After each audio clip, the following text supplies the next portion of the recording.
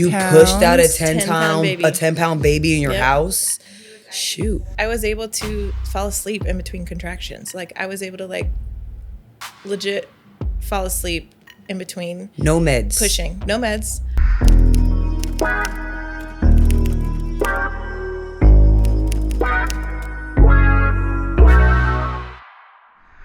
I spend so much time talking to my clients about the importance of proper nutrition outside of the gym. And the number one area of struggle is not getting enough protein. So Boss and Kevin developed Vita Hustle One superfoods for this very reason. This plant-based blend contains 86 superfood ingredients that support muscle recovery and overall well-being. It's not just about what you do in the gym, it's also about how you fuel your body. So try Vita Hustle One superfood in vanilla bean, dark cocoa, which is my fave, or superfood greens in the popular berry flavor. Use code MEAGAIN for 15% off your first order. Hey guys, it's me again, your host Dominique, and my girl Nature. Our camera's here. We gotta get better at that. And her co-host, her beautiful co-host, Nature. Every time that I say, hey guys, it's Dominique and my girl, it's like, do I need to say Nature or are you gonna say it? It's like one of those things we're waiting on. So we're gonna behind the scenes. We're gonna get that in order. Next episode. Right. Okay, so today we're really excited. Each season, I think we're going to do like a Just Train spotlight of sorts. So today we are so lucky and blessed. Thank you so much for coming. We have Dr. Fleming Saballa, who is here. She works within the Just Train community. She's an amazing chiropractor and has so much more to her. A mother, all this good stuff. We're going to dive into it. So I figure we might as well just start with you. Welcome, Flim Flam. Thank Yes. you guys. Thank you so much. First Thanks of all, for coming. congratulations on season 2. Thank you. Thank you so much for having me. I am a chiropractor, like you said. I am a mother of 2 little boys. I grew up in Texas, played sports, played volleyball. Growing up, I played volleyball, basketball, ran track and was a cheerleader. Played volleyball all through high school and then into college at Nice. Texas Christian University. Ooh, TCU. And then made my way out here 2 weeks after I graduated. I have actually known I wanted to be a chiropractor since I was in high school. So that's something. Why? My grandpa was a chiropractor. He died when I was like 2 months old, but he was a chiropractor in California and Oregon, and he actually delivered babies. Back then, chiropractors could deliver babies. And so that was his favorite part of his job. But he also owned a juice bar, and they always said that he was kind of like ahead of his time, owning that juice bar and everything. And they've always told me the stories, and I've just really looked up to that. And so I wanted to carry on the legacy. And science has always been something that I love, science and math. So, and went straight into my Bachelor of Science at TCU, and it came right here after. And it's actually, graduated at the same chiropractic school that my grandpa went to. I love that even more. Full circle. And I still have like all of his tools and stuff from when he delivered babies. I feel like that's the best.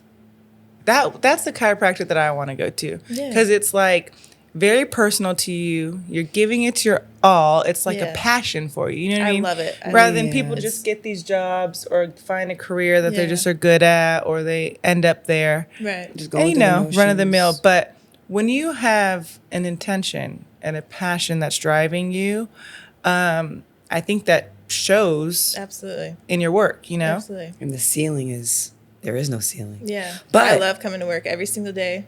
You said something about babies. Yes. And I didn't ask you about it yet, but I seen your whole big post about your home birth. Yeah. Did you have both, like, home birth for both of your kids or just one? And then tell us about that, because I wanted to go unmedicated, but without, that was out my hands. Yeah. And I ended up having a C-section. But tell us about it. I didn't know you had a C-section. Yeah. I didn't know that. Yeah. You know what? This is why you have to have people advocating for you. That Yeah. sounds crazy. Yeah. Okay, go ahead.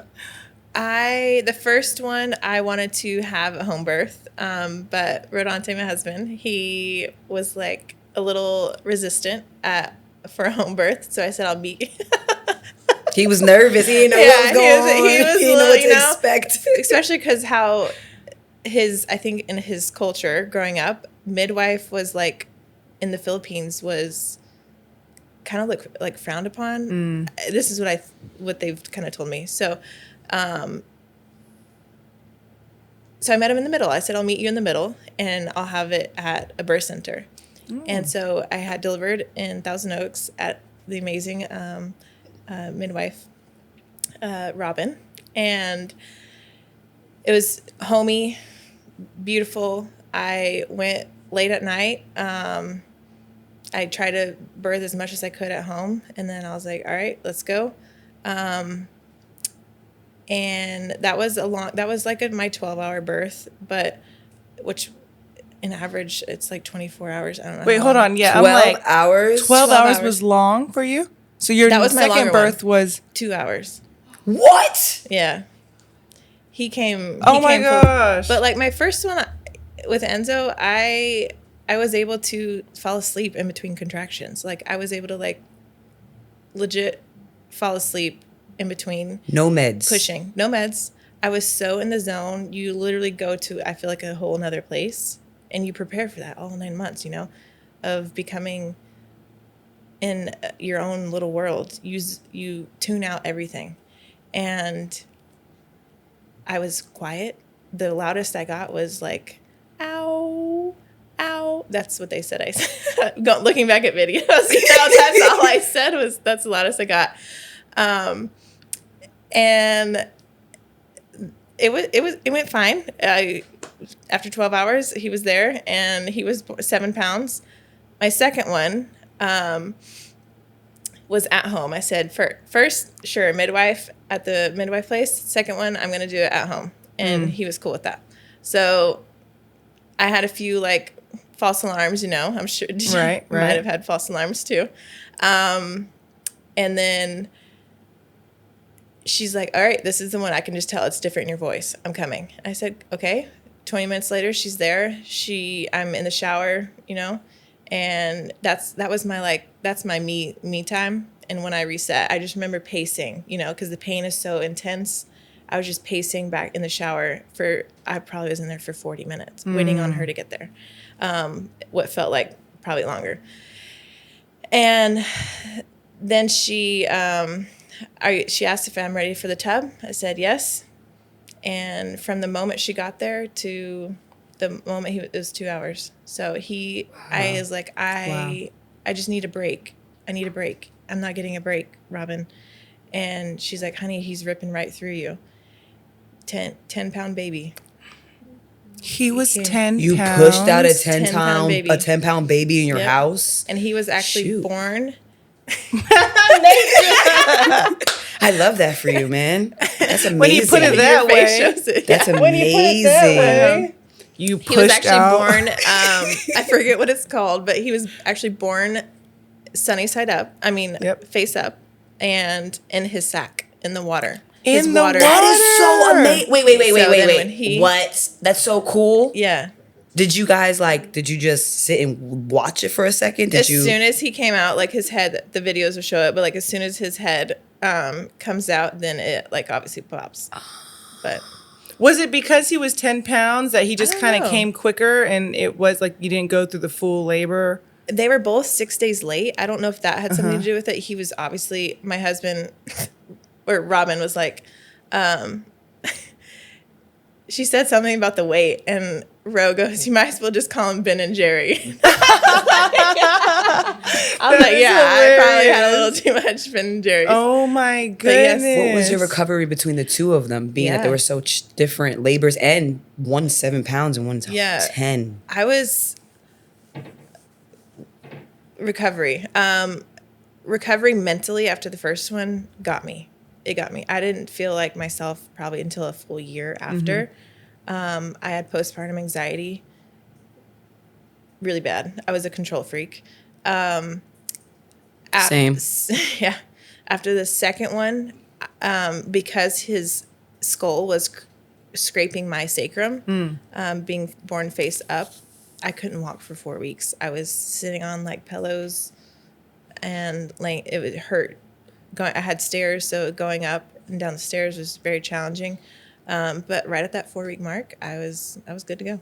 So that's I relate on that one because unlike you, my longest labor was 38 hours. Holy moly! Wow. But it was because Knox was sunny side up. Oh. And obviously first birth. And so he was trying so poor desperately to get out. And he was just stuck right there. Yeah. And it was just, this was before I knew about chiropractic work during pregnancy and all of that stuff. So and we were in COVID. So I was just sitting in the house. You know what I mean? I wasn't as active as I probably could have been. But I was active prior. But either way, he was sunny side up. And it took 38 hours. But when he finally turned, they were trying so desperately to give me a C-section, everything. And but when he finally turned, I dilated in 30 minutes, and he came right out. Really? Mm-hmm. So that How long were you that pushing? positioning is so important. Oh, just nothing, barely. It was like 2 contractions, and he came right out.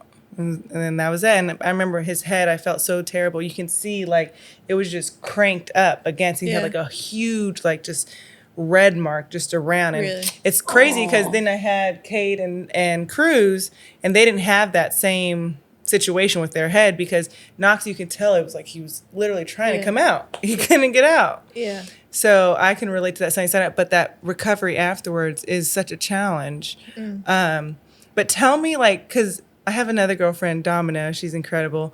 And she had 2 different births. She had one home birth and one in the hospital. Okay. The one in the hospital was second. But she told me she was never able to get her mind to the position to where she can have a second home birth. And so how is it like getting that mental state of like preparing for the home birth? And then secondly, how do you deal with pain management, like while you're going through it, right? Yeah. Great question, because it was a mental block leading up to the home birth. You already know what to expect with the first one, and so you're scared. Is it going to be anything like the first one? Is it not? Is it going to be? I mean, they always tell you it's going to be faster, but like how fast? And your shit was faster. Yeah, night and day. It felt like to me, because I was just like I was vomiting, you know, everything. Coming up, everything. Damn. So you're just dealing with that. You're scared, but then you go back to women were meant to do this. Right. I'll be okay. If I need help, I trust fully that these people that are surrounding me know what to do, and that was a huge part. But like even like leading up to it in the false alarms, like 2 weeks before, it was a huge mental block. But you stay true that this is what you're meant to do. So do you feel like the first one is almost like the unknown? And so you go into it knowing, okay, I'm ready for a home birth. I'm going to do this. But then you're almost like traumatized from the first one.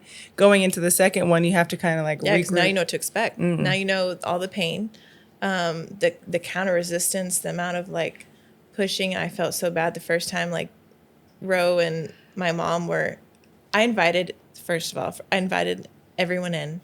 Oh, you're nice. My mom.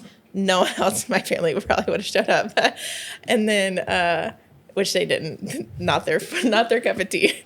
And then I invited my in-laws in. So my mother-in-law came, and my 2 sister-in-laws. And I wanted them. One of them was pretty scared, but I wanted them to see, because it was so new to them, the midwife having it at a birth center. And it's a funny story, real quick, sidetrack. One of my sister-in-laws, she was so nervous and so scared that she was just peeking in the door, you know, and watching and just listening. And she'd go wait in the lobby, and then she'd come out and like peek in. And then come to find out, I look up like about to deliver Enzo, and she is front and center. Right? She's like delivering that baby. Front and center at the edge of the bed. And I'm like, yes, because she was the one that was so scared. You made them believers, huh? Yeah. It's really crazy because that's not even crazy. It's amazing because our bodies are so like it's just what we can do. Carrying a human Yeah. and then being able to birth that, like you are made for that. We are made for that. Absolutely. I love Absolutely. that. How was your pain? I didn't experience any labor pain because of my C-section. It was scheduled. So Yeah. how was your pain 1 through 10 without the medication? Because that's the route I really 1 through 10 was like wanted to go. Definitely. Yes, you Well, could 1 answer through it 100. too. Definitely, answer too. definitely at 100. You expect it, obviously, and it's hard to describe it. The only thing that I really wanted to do was be in water both times. I struggled because I didn't go in water the first time. I tried the tub, but it was too hot where I was sweating and I was about to pass out. I said, I'm about to go down. I'm about to pass out. I need out of here. So I got out. They're bringing me ice chips and going back to the bed.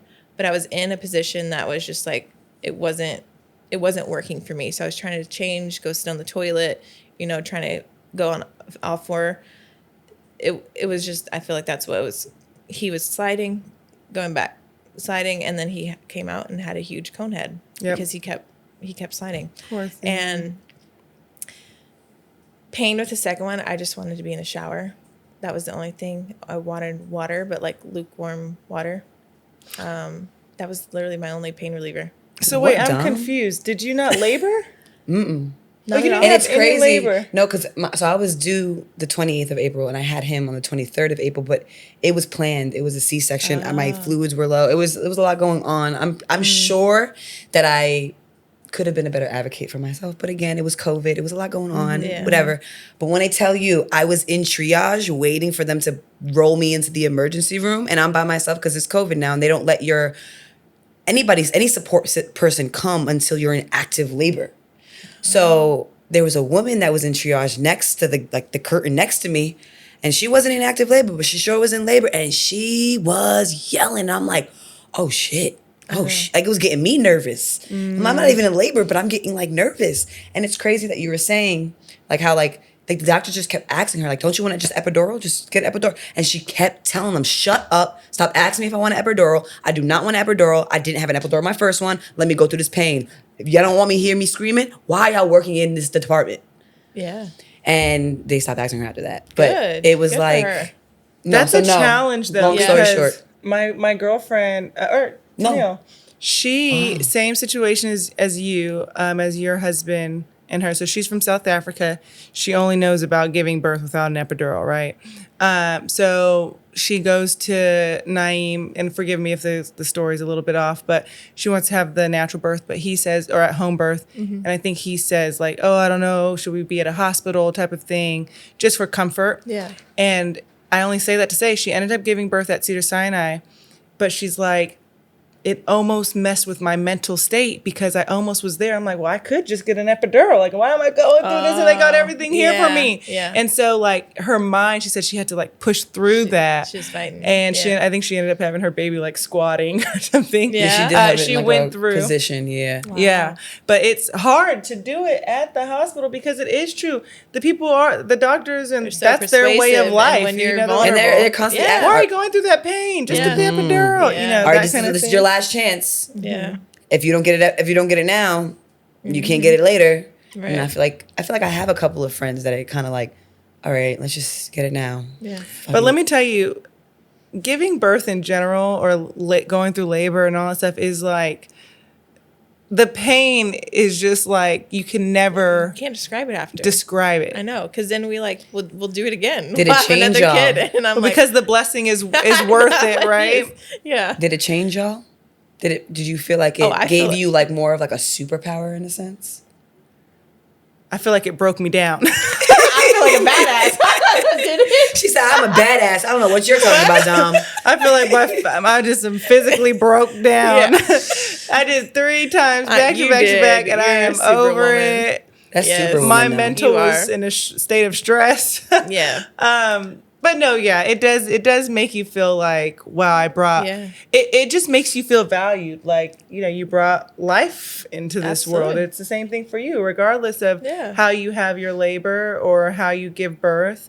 I think in general, as women, it is the true blessing to to have your baby growing in you, connect with Absolutely. that baby, It's beautiful. and give 100%. birth, and then now is really the hard work of raising the babies and making them mighty and raising them up.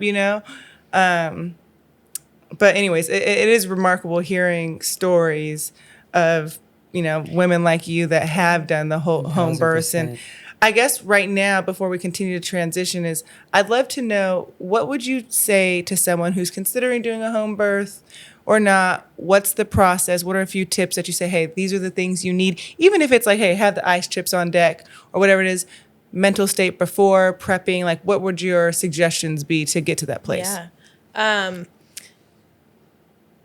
A few tips that even when a pregnant patient comes in, I want them to really understand, and I hope and pray that they have a doctor or a midwife that will educate them on both sides of what their choices are.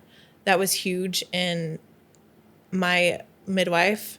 She would educate. Obviously she was more natural route, but she's going to tell me what my options are. Mm-hmm. And I think that's huge in advocating for ourselves. And when we're in that vulnerable state, then we can choose and have a support system behind us.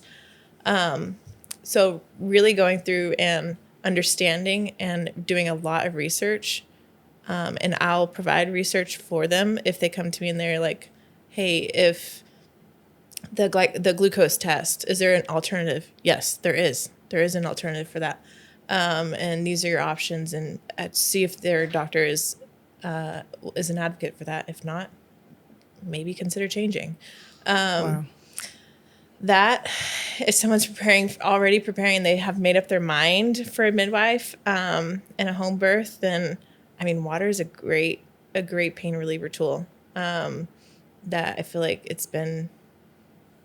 we've been doing home births and for years and years and years, hundreds of years. So, and water is a tool that we use, and it really does, and it can help when you're in that state of mind. I wish, looking back, I was like, why didn't I take Advil? Or I just put it just helped just a little bit on the second one because it was just so intense. Yeah. For those 2 hours, and I was just like, but I was better off without it. I wasn't going to choose to do that. Ice chips for sure. What about your support system, the husband? He was fantastic. I had him there, and he was right there for the whole thing with both births. And he didn't say much. I didn't need him to say much. I had Robin, who I was the type. Robin was like, just tell me what to fucking do. If I'm not gonna, don't be dainty about it. I need someone that's gonna literally coach me through this, because that's just growing up with sports. That's what I was used to. So he was quiet. I always had to have him squeezing my hand during a contraction. I would let go when I was done. He was great throughout my whole pregnancy with both of them. Obviously had to miss appointments here and there, but he was a fantastic support system. Especially after birth, he would really take care of me and let me just kind of take care of the baby. Oh, that's so beautiful. sweet. I think that's a huge thing too in marriages and stuff. I think a lot of times the men they don't know what to do. or say. Oh my Yeah. goodness! When I had my C-section, I'm bringing it back in a sense. But when I had my C-section,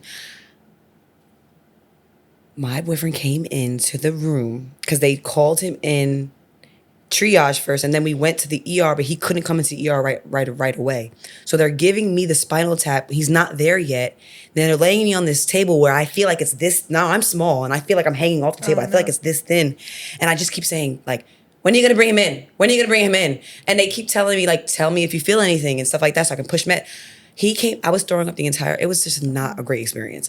I was throwing up he came in, his whole face just looked well, first he saw my whole intestines because he came in while I was already open.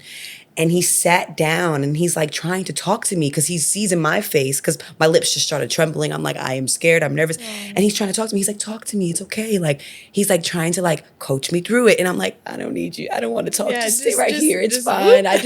It's okay. I'm over here throwing up. Like, Yeah. it's fine. But he was so good in a sense of like just being there. And then even after, like, my son went to the NICU, he went up to see my son. Then he came to me. He stayed. Everybody had to leave by like 10. He came in the morning when he could and would leave at 10 every night. And then would like call me and like, be like, I'm tripping. Like, are you okay? Like, I just want to make sure everything's fine. Like, and so I feel like they don't know what to do, but I think that even them feeling like they're useless, they're not. Just them being present and there huge. and like just making sure that you're okay and just those little things, those really make a whirlwind of a difference. Absolutely. Because you're not a midwife and you're not a doctor. I don't expect you to walk me through this, but I just expect you to kind of, be there and be that support system. Right. Absolutely. I totally agree. So after you had the boys, what did your aftercare look like? Did you do chiropractics with them, cranial work with them, breastfeeding, I love that. all that good stuff? What's the fun part now, right? Yeah, I know, right? Breastfeeding, y'all both breastfed, right? Mm-hmm. Yes. Breastfeeding was hard for me to learn the first time. It was very challenging. I wish I would have put more effort into learning how to breastfeed versus like preparing for birth, because the birth the first time was fairly easy, but it was way easier than the second one. It was, he couldn't latch. He ended up having a tongue tie. Yep. So it was, I was bleeding, you're in so much pain. And I just remember like, am I doing this? Am I supposed to be doing this? And I'm just stomping on the ground because I'm in so much pain when he's starting. After like 2 minutes, it's fine. Yeah. Ended up getting his tongue tie lasered. Mm-hmm. So much better. Same here. And never had any pain after that. Yeah. But it took me like 2 months to even realize like that was the issue. I just thought it was like, oh, your boob's different. That's what the lactation consultant told me. That's crazy. That is crazy. That's Left actually boob's because it was crazy. only on one side, and they're like, "Oh, your left boob is anatomically different." What? Well, in all Isn't reality, that terrible? They make the mom feel like there's something going on with you. Yes. No, it's just there's a different There's- positioning. They're yeah. suckling differently. It could be a tongue Yeah. tie, it could be a lip tie, it could be whatever it is. And truthfully, we should have. I had a really great doctor who did my boys' tongue and lip ties. Knox had it so bad to where his tongue was flat. He couldn't even suckle the milk. Oh wow. So I didn't know that. Of course, that was the first time. So I'm bleeding, the whole thing. Mm-hmm. And the only thing that really got me through is my cousin. She went through breastfeeding before, and she said, Dom, just don't give up. Yeah. She says, go at least 3-4 months until it takes that long to finally get a Yeah. routine. And she told me how hard it is. She told me That's huge. how much pain and how much your nipples could be cracking and Yeah. certain things. And so because of that, I didn't. But I think a lot of women think that, oh, baby's just going to naturally latch, which they kind of do, which unfortunately your baby Yeah. didn't. But sometimes they latch, sometimes they don't. But Yeah. there is like a bond that the baby just does naturally kind Yeah, of gravitate to the absolutely. mom. And they think it's going to be like, oh, the milk's just coming. No, No, it that could shit take is 6 hard days work. for the It's milk to work. come out. I mean, Yes. it's like, you know what I mean? And so to never give up, right? Yeah. That's really the lesson. You gotta I be learned. persistent. Yeah. Yeah. I didn't have someone like your cousin to coach me through. My mom was, but that was 20 years ago Yeah. or over 20 years ago. So 30. I'm like, wait a second, do some math. It's okay, girl. So- You're young. That was so long ago. And so I ended up, they tell you, even my midwife told me, your milk will come in 6 days. My milk was in less than 24 hours. Wow. I was so engorged that they never told me to pump until 2 weeks, pump at 2 weeks. And Pump at 2 You had mastitis. weeks. I had mastitis twice. Oh my god. That was the worst. I would say I got it's mastitis, worse. and that's what made me stop pump. Well, because I never really latched.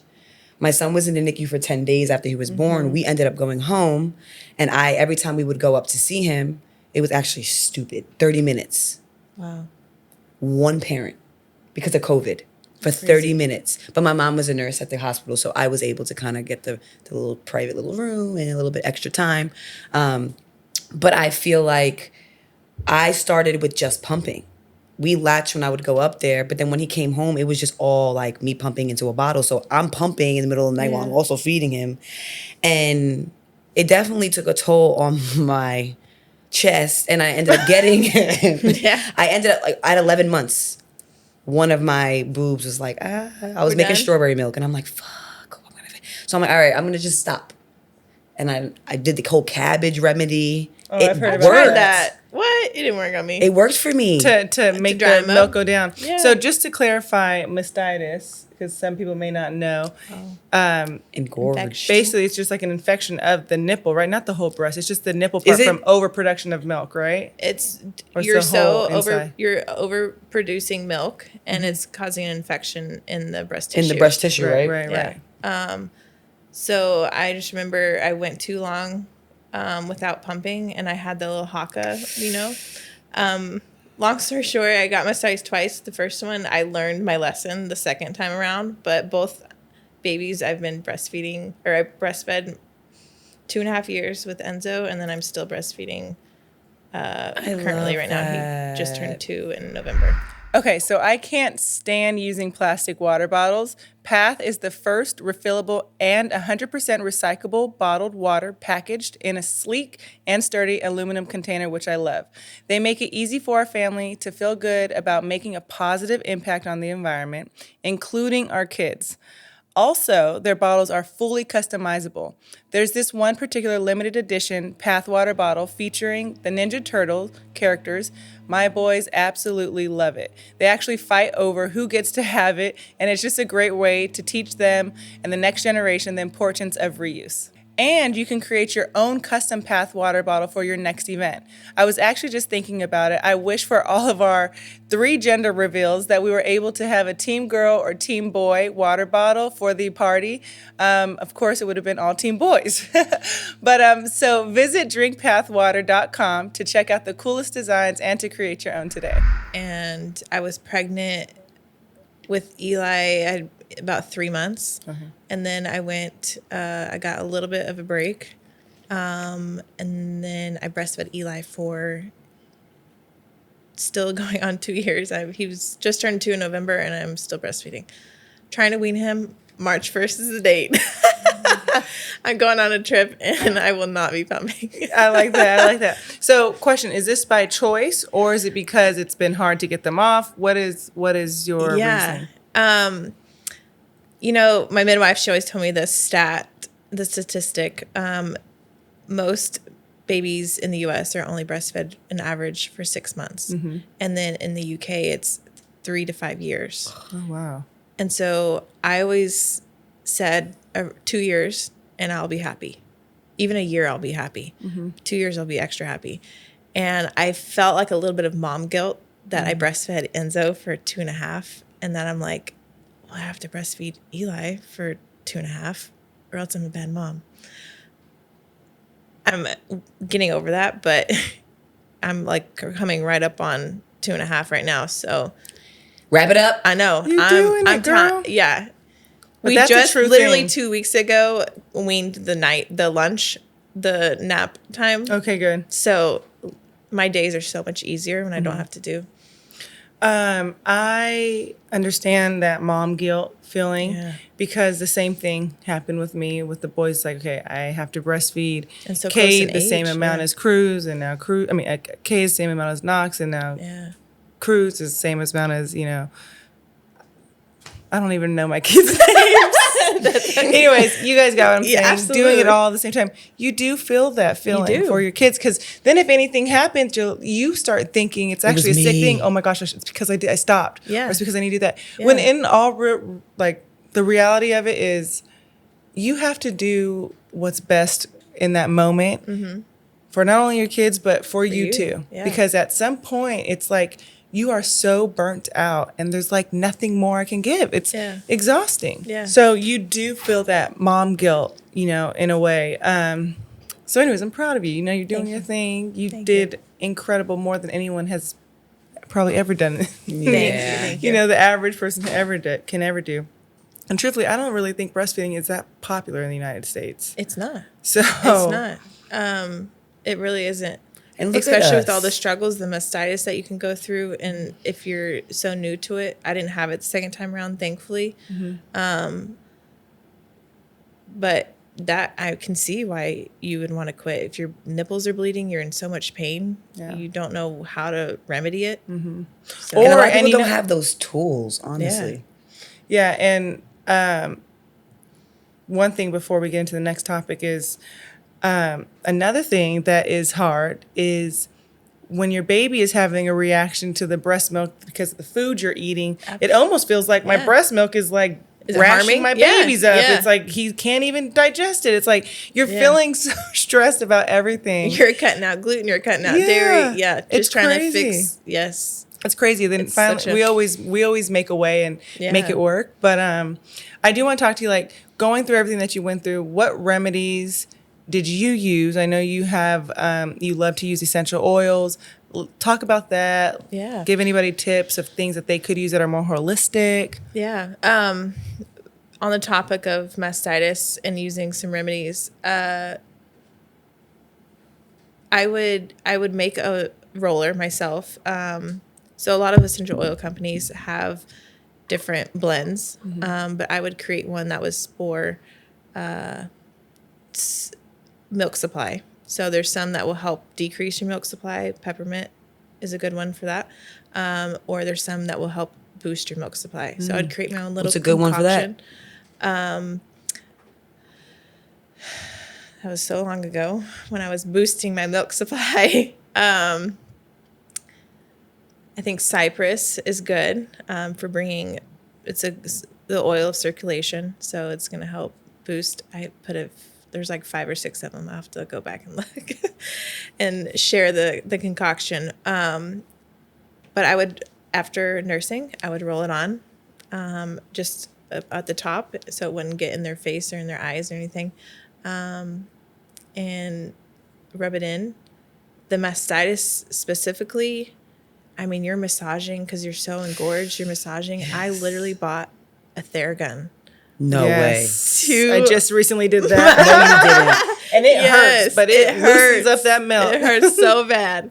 I literally brought a Theragun to my boobs to help loosen up the milk. Oh my gosh, mind you, I'm putting cabbages on my boobs and I'm just praying like, I need this. I'm like trying to like manually massage them out. I'm like, and then this is you're hurting even. so bad. Did you ever have mastitis?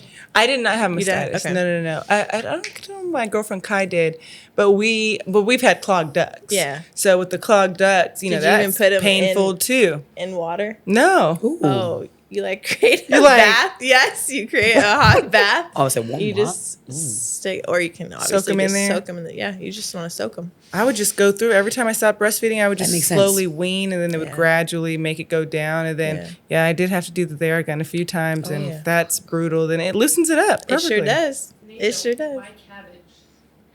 I cabbage because when I was going through it, I was Googling. It's like a And it's old a wives' tale it's or a wives' something. tale. Yeah, And that you put I purple don't know- cabbage, purple. And I don't know if cabbage. it was like in my head, but y'all, it worked. I feel like it really worked. Really? I feel like by like day 3, I felt so Dried much up? better, but I also don't, and I was dried up because I was now I'm breastfeeding on one side because I stopped Yeah. on one side and I tried to keep myself going with one side, and then it was just like They all right, just like- 11, they 12 months, I'm done. lost But connection. I feel like it worked. yeah. Nature's you. like by like day 45, it was working. I'm like, yeah, that's the natural progression of.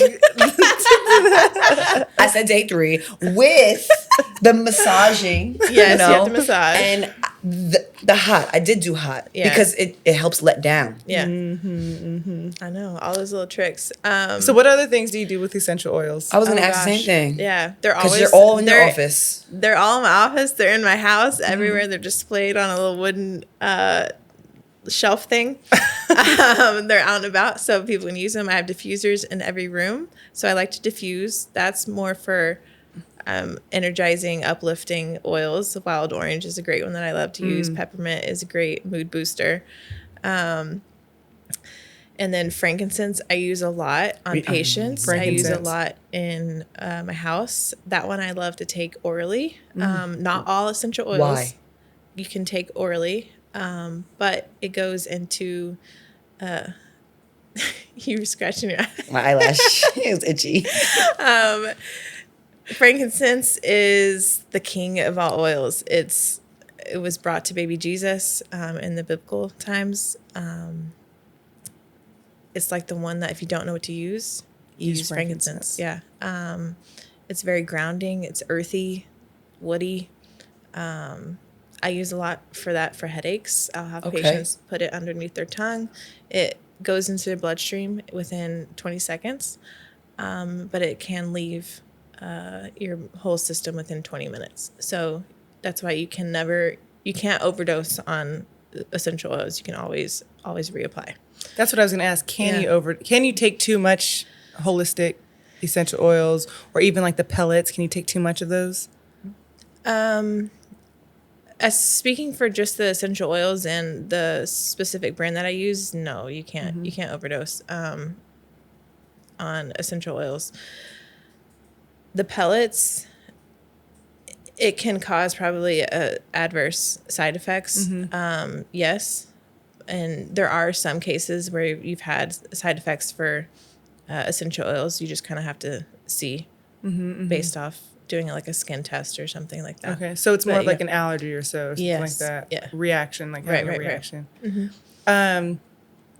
That's really unique. Tell me, within your ecosystem at Just Train, you said you do use it on clients and stuff like that. What would be like, what's your, like after someone trains and they say, okay, give me the Fleming special, what does that entail? Does it entail the essential oils? Does it entail Therabody gun? What is it? What is that for you? I love warming up with the Therabody gun.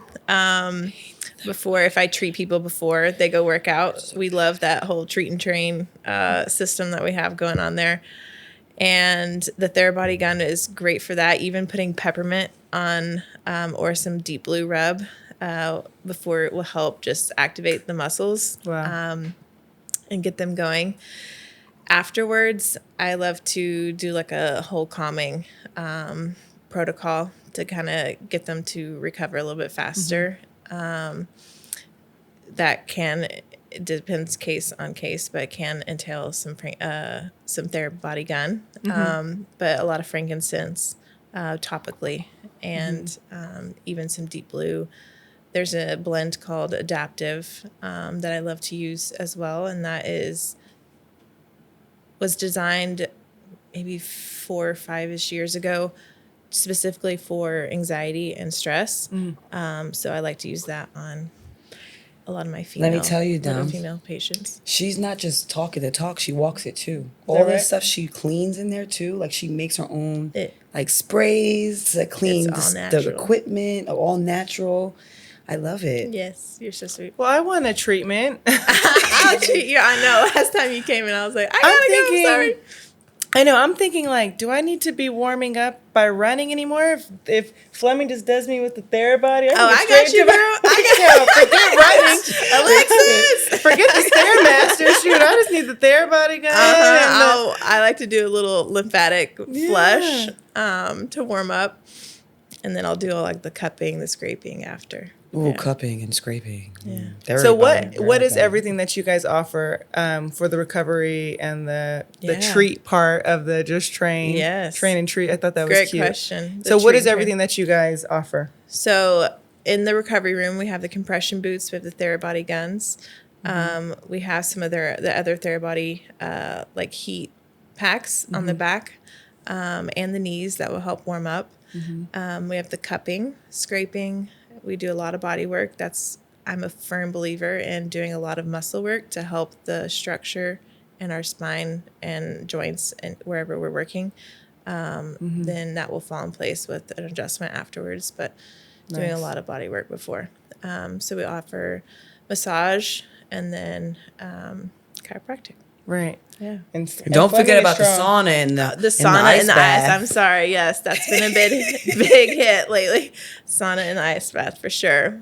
I Daniel. walked in the other day and boss had someone had a group Girl. doing Uh-oh. sit-ups in the sauna. Girl. Oh, she came and told me about that. Yes. I said, Yes, are these people Lydia about to came. fall out? I thought they went to go get merch, and Lydia came back and she goes, Fleming, he had us warming up in the sauna. And He I was looked like, like her. He, yes, he did. Oh, well, mind you, I was late for this workout because he's like, I was like, babe, you want to train me that was when today? you joined. So he's like, yeah, you can just come and join my session. I'm like, okay. So I show up and I said, oh, I'm not joining that session. And he's like, it's fine. They're almost done anyways. I'm like, cool. I missed that one. Thank God. But yeah, the sauna is clearly being used for workouts pre-work. and afterwards or whatever. Yes, yeah, that was funny. I don't know what he had him doing in there. That is hilarious. Yeah, they were just doing sit-ups on the thing. I'm like, Nice. oof. There you go. Sweating. Hey, that'll get you sweating for sure. Okay, so let's see. Where are we at? Okay. Chiropractic care for training and for babies. Okay. Yeah. So, okay, so let's elaborate on the chiropractic care then. So you obviously are doing chiropractic for the folks in the gym, adults, but then also do you do for babies as well? I do. Pregnant mamas and babies, because birth can be traumatic. You hear all the stories where their shoulder gets caught, their skull, I mean, in your case where he's just kind of scrunched up. So we do a lot of work on the fontanelles in the head to help shape. I've seen a lot of babies with stair-step deformity, where their forehead, their front fontanelle is didn't fuse as well. So they're Interesting. you're just kind of massaging and working it's back into its normal shape early on because everything's so soft. And I mean, I just was telling another patient this morning, actually. I have a 2-year-old that I was treating for chronic ear infections. And in like 3 visits, he has had any more ear infections. Oh, good. And So- is that by using some essential oils as I well, or use- just definitely use chiropractic essential care? oils, yeah, and chiropractic, yeah. Because my doctor, I think Kate was starting to get a little bit of an ear infection. And what was it that I used? It was like some sort of root. Oh, no, it was garlic Garlic, yeah. in the ear. And Like it a went garlic away. clove? You kind of No, like garlic oil. put it on a cotton ball. Yeah, no, I just dripped it in there. I you just just did like one drop, Yeah. and I just kind of like, and literally it went away. But he Same. was smelling like garlic. You smell like the kitchen, yeah. Yeah. Garlic's great for it. Oh my goodness! Absolutely. Yeah, I'm learning. So we're learning from you. I'm thinking maybe we can create like a list. Fleming's must-have essential oils. Yeah, yeah. You know, I would Dr. love to. Fleming's Let's do must-have. it. Yeah. And then we could post it up on the site, and then people can kind of see what they Yeah. can use different oils for and that kind of thing. Love that. But that's awesome. So tell me though, being a mom, how is it working, being on call, ready, waking up early, head to the Right. gym, but also having your babies and balancing that work-life balance? Absolutely. Great question. A mom of 1 is definitely different than a mom of 2.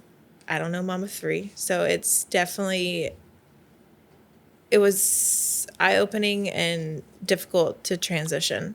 After the first one, I was in that postpartum anxiety and I didn't want to go back to work. I wasn't ready until about 9 months after. And I slowly and Ro was very graceful and gave me a lot of support with that. I eased my way back into it.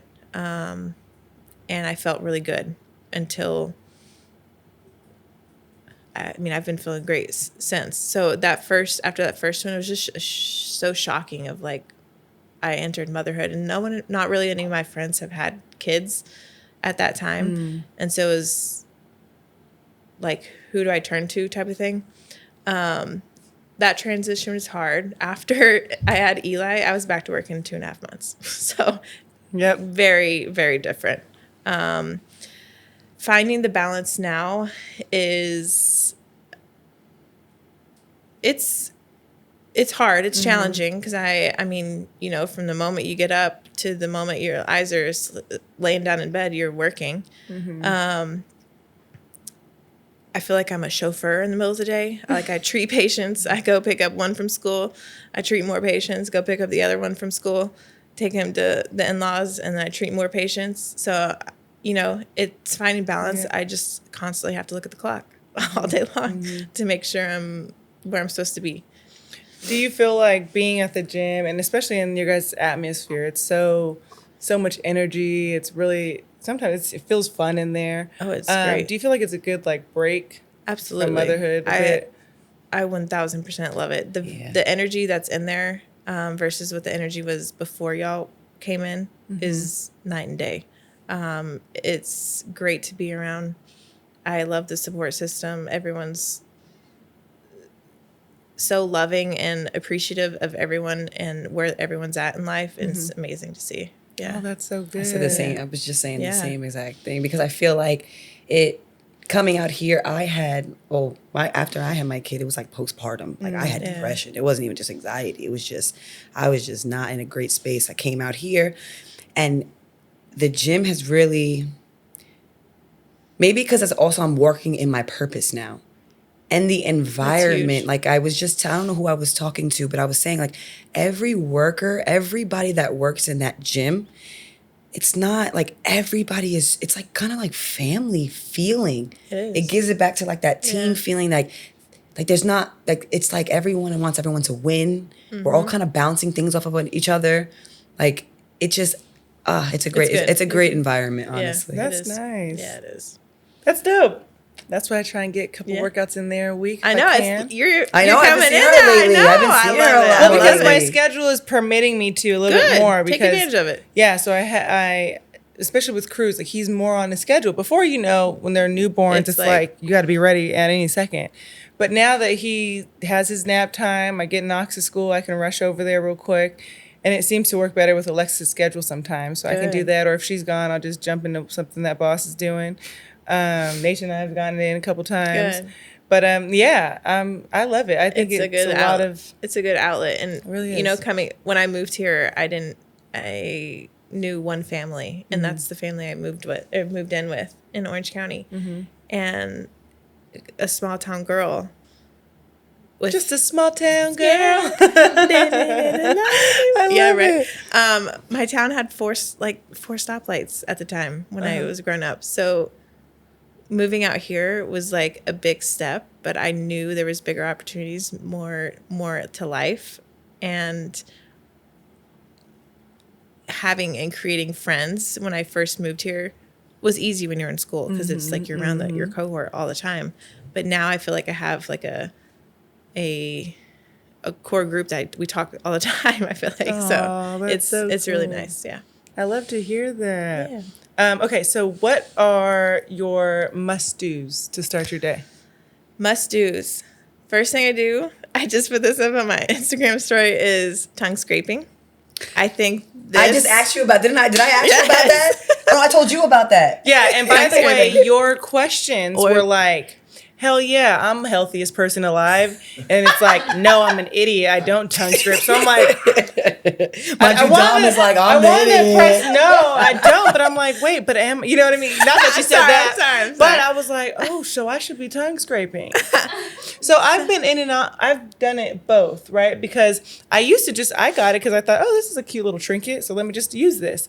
And then I started getting grossed out. I was like, this is grossing me out kind of. So then I just went back to the toothbrush. So tell me about tongue scraping. And why I didn't mean to make you feel like an idiot with my answers. No, you just made me realize that I was not doing the right thing. There we go. I should have elaborated with some other post after that, but I just straight up asked. So tongue scraping, I can thank my best friend Anissa for this one. She is in an Ayurvedic world. It's a very Ayurvedic thing to do. I think one of the top 3 things that Ayurvedic believers do is tongue scraping. So when you first wake up, before you drink water, before you brush your teeth, before you do anything, you're supposed to scrape your tongue. So it gets rid of the toxins, the bacteria, everything that's in your mouth, So you scrape it and you take it off, and then you can brush your teeth, and then you can drink water. Okay, so why don't you do it after brushing your teeth? Because you want to just get cleaned your teeth. What do you mean? It's all clean now. No, she's saying you have, because I used to brush my teeth, and then, when you brush when you get your tongue. because you want to get rid of it first. Oh. Because you just cleaned your teeth. So you're going to clean your teeth and then take all the toxins off of your tongue with your clean teeth.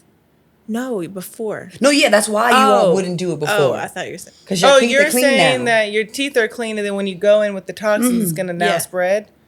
Oh, so you want to do get rid of it first. And then you brush. And then you brush. And then you don't brush with you don't brush your toothbrush. I mean, you don't brush with it.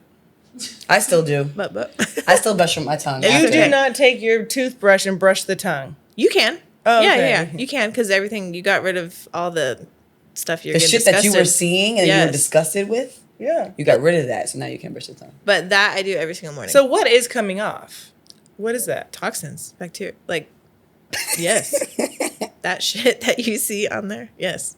Oh. The first time I did it, I was disgusted. That is our mouth is the first thing for that whole mind body gut connection. So if you clean up your mouth, then it's going to help clean up your gut 1,000%. Wow.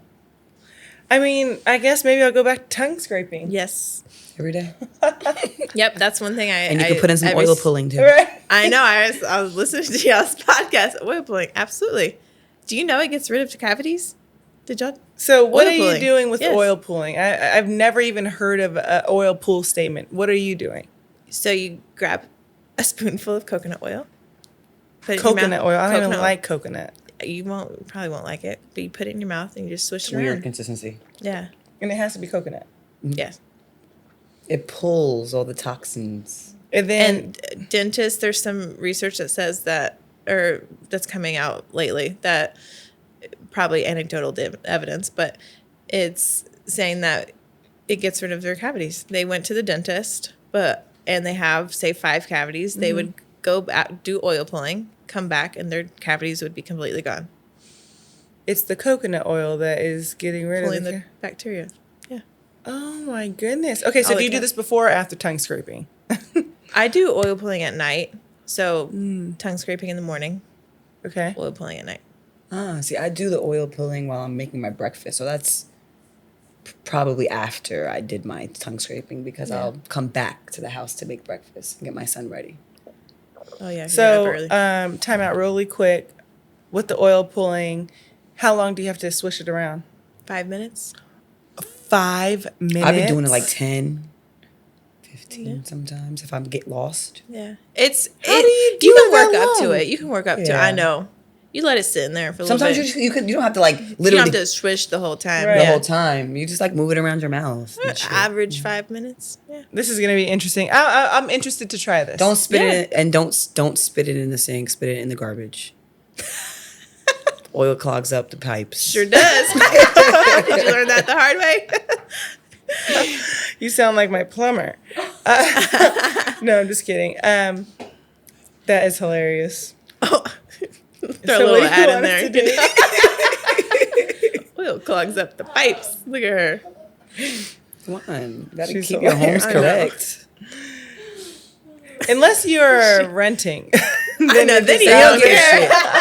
Right. Like my car tells me I need premium. I be putting the what's It's the on a name? lease, or you're like on 87. It's on a lease, so it's not gonna get premium. Oh my Well, my gosh. car used to Funny. only allow me to put the diesel thing in. It doesn't even have the knob of Oh, the other really? one. It's like, you're going to pay this money and put this in there. Wow. Yeah, they got smart. What car? It was a Range Rover. Oh, okay. Anyways, okay, so what we got? Oh, end of the day, okay. Okay, so we started off with the beginning of the day ritual. Yep. Of what you do. What is your end of the day? So I start off with tongue scraping. I am a big skincare. I have my skincare I've been using. That is just like me time. My shower, like I told you before, is me. I have to do my skincare every single morning, every single evening. And I usually do like if we're talking self-care, I like to do a face mask, switch out my face mask, and then I will oil pull. So how long is this skincare routine taking? Oh, not that long. I mean, I have it down to a science now. It's probably like 5 minutes. Oh, that's good. Okay. Yeah, That's not nothing. bad. It's not bad at all. The gym and makeup. Oh yeah. Oh, girl. After you said your face, you do your face rituals morning and night. You do have a very glowy face Thank for you. sure. Very nice Thank you. skin. But how the hell did you work out this morning with that full face of makeup and it stays like that? That is setting powder and setting spray for sure. I didn't have time to Y'all, go she put worked out, like legit worked I out, did. lifted weights, heavy weights. Don't go too close. You know, I did. I'm impressed. But that's setting spray and setting powder for sure. Can you do Because that? I didn't have time. I can't do a full face like that. No, I know. normally just like to do like a little bit of tinted moisturizer, like Love that. and Love just that. do that. And then Yeah. I have my eyebrows microbladed, so See, I hate the fact that I have to paint my eyebrows on every single morning. It's so time I love you consuming. natural, I know, Flemmy. I I know. love it. I've been trying to. And she comes in with like nothing. yeah, I saw her the other day with the Oh, redhead look. Fleming, Yeah. you're beautiful. Thank you. Y'all are so sweet. It's a vibe. It's a So sweet. vibe. It's a vibe. It's a vibe. Okay, so I just want to tell you, both from Nate and I, we want to say thank you so much for coming onto our podcast. Can you please tell us where we can find you, where we can reach you, where you're working, when you're working, all that good stuff? Yes, Monday through Friday, you can find me at Just Train in Chatsworth. My Instagram is at Dr. Fleming Saballa, and that's it. Oh, I love it. Thanks, Thank girl. you guys so Fleming. much for having me Yes. on. This Oh my was a gosh, pleasure. you're so sweet. Thank you guys so much for watching another episode of Me Again. We will be back at it with a list of Dr. Fleming's favorite oils, all of that good stuff that you guys can utilize in your daily routine. Right now, pick up tongue scraping and oil pulling. See how that goes? I guarantee y'all feel like I have the freshest mouth. Yes. 1000%.